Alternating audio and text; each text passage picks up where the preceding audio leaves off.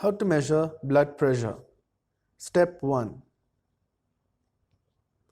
Ask the patient to keep their back straight and to keep both their feet flat on the ground. Step 2. Fold the patient's sleeves up and ask them to keep their arm on the table.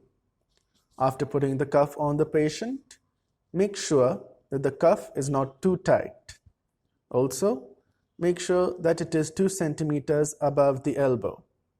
Do not forget to keep the rubber tube in the center as shown in the video.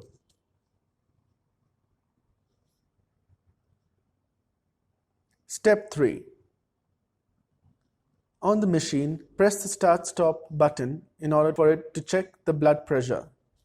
Remember, while it is checking the blood pressure of the patient should not speak.